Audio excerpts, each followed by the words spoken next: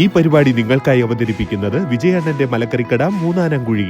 ചെറിയ ഉള്ളി 2.5 kilo 100, beans 2.5 kilo 100, വെണ്ടക്ക 3 കിലോ 100. എന്റെ വിജയണ്ണന്റെ കൂടെ രണ്ടാം ലോക മഹായുദ്ധകാലത്ത് ഡച്ച് രാജകുമാരിക്ക് താമസിക്കാൻ ഒരു മുറി കൊടുത്തതിന്റെ നന്ദി സൂചകമായി നെതർലാൻഡിൽ നിന്നും വൈകുന്നേരം ചായയോടൊപ്പം പുഴുങ്ങിക്കഴിക്കാനായി ഒരു ലോഡ് കിഴങ്ങ് കയറ്റിവിട്ടു. സായിപ്പ് അതിനെടുത്ത് കുഴിച്ചിട്ടു. അങ്ങനെ കാനഡയിൽ ടുലിപ്സ് ഉണ്ടായി. സെപ്റ്റംബർ, ഒക്ടോബർ, നവംബർ മാസങ്ങളിലാണ് സാധാരണ ഇത് മണ്ണിനടിയിൽ കുഴിച്ചിടാറ്. കിഴങ്ങ് എന്ന് പറയുമ്പോൾ എന്തോ പോലെ തോന്നുന്നു എന്നതിനാൽ സായിപ്പ് ഇതിനെ ബൾബ് എന്ന് വിളിക്കുന്നു. ചിലതൊക്കെ കാണുമ്പോൾ പണ്ട് സ്കൂളിലെ ശാസ്ത്രമേളയ്ക്ക് കാർഡ്ബോർഡിൽ വെട്ടിയുണ്ടാക്കിയതുപോലെ തോന്നാറുണ്ട്. സംസാരിക്കാൻ സമയമില്ല. കിട്ടിയതെല്ലാം വലിച്ചു പിച്ച് കുട്ടയിലാക്കി. ബ്രൂസിലിയും അവന് പറ്റുന്ന രീതിയിൽ ഏതോ മൂലക്കിരുന്ന് തുരക്കുന്നുണ്ട്.